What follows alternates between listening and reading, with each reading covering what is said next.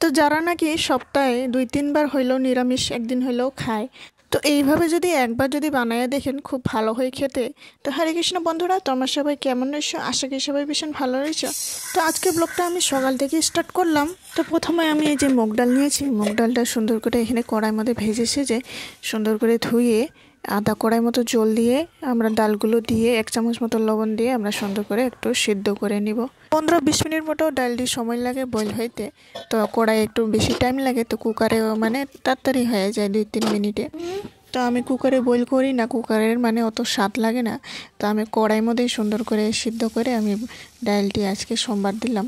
আমি ভেজ ডালের মধ্যে আজকে করব, এখানে একটু গাজর কুচি দিয়েছি, 2-3 মটর দিয়েছি কতগুলা, তারপর একটু আদা কুচি দিয়ে, পাঁচফোড়ন দিয়ে, হলুদ, একটু স্বাদ মতো অল্প লবণ দিয়ে সুন্দর করে আমরা আগে গাজরগুলো ভেজে নিয়ে নিব। তারপর ডালটি সোমবার দিয়ে তারপর উতল আসার পর তারপর ডালটি আমরা ধনিয়া পাতা দিয়ে নামাই নেব। এখানে নিয়েছি আদা সাইজের একটু মিষ্টি কুমড়া, সুন্দর করে এই যে ছোট ছোট করে কেটে আমরা এখানে ধুয়ে সে রেডি করে নিব।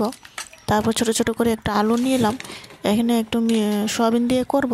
তো সয়াবিনটাও সুন্দর করে সিদ্ধ করে আমরা জলগুলো চিপে চিপে এই যে একটু তেলের মধ্যে হলুদ লবণ দিয়ে সুন্দর করে ভেজে নেব লাল লাল করে। আমি বাজার থেকে এই যে লোকাল একটা বেগুন নিয়ে এসেছি, ছোট ছোট টেপরা টেপরা। তো এগুলো সুন্দর করে আমরা ছোট ছোট করে সাইজ করে আমরা কেটে আমরা ভেজে নিয়ে নিব। একটু পাঁচফোড়ন দিলাম, পাঁচফোড়ন দিয়ে একটু হলুদ লবণ দিয়ে আমরা সুন্দর করে বেগুন ভাজা মতো করে নিব। এই যে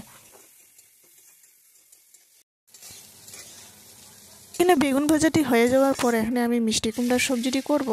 তো তার আগে আমি তেলের মধ্যে পাঁচফোড়ন আর একটু আদা কুচি দিয়ে সুন্দর করে মিষ্টি কুমড়াগুলো আলুগুলো দিয়ে এটা 3-4টা কাঁচা লঙ্কা দিয়ে সুন্দর করে ভেজে নিয়ে নিব।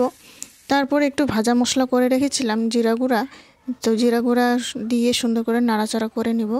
তো এই যে একটু পরে আমি যোনটা সয়াবিনগুলো ভেজে রাখছিলাম লাল লাল করে, তো এগুলা দিয়ে সুন্দর করে আমরা নাড়াচাড়া করে নিব। তারপর একটা সাইজ টমেটো কেটে আমরা দিয়ে দিই। তারপর একটু পরে হলুদ লবণ দিয়ে সুন্দর করে আমরা আরেকবার নাড়াচাড়া করার পর তারপর 2 মিনিট সিদ্ধ করে নিব। তারপরে এই যে দেখুন কি সুন্দর হয়েছে, সয়াবিনের লগে মিলে গেছে, মিষ্টি কুমড়াটি কি সুন্দর গলে গেছে।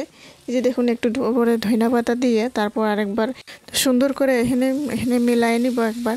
তারপর সবজিটি আমরা নামাই নিব। তো সবজিটি হয়ে যাওয়ার পর এখানে আমি চটফট করে গ্যাস গুসগুলো পরিষ্কার করে নিই। পরিষ্কার করার পর এরপরে আমি ভাতও বসে দিয়েছিলাম, ভাতটিও হয়ে গেছে। তো এখানে আমি ভাতটি হয়ে যাওয়ার পর আমি চটপট করে খিদেও পেয়েছি খুব, তো খেতে বসে যাই। তো বন্ধুরা, আজকে রেসিপি কেমন লেগেছে একবার লাইক কমেন্ট সাবস্ক্রাইব করে জানাবেন। আশা করি নেক্সট ভিডিওতে দেখা হবো। আজকের জন্য টাটা, বাই বাই।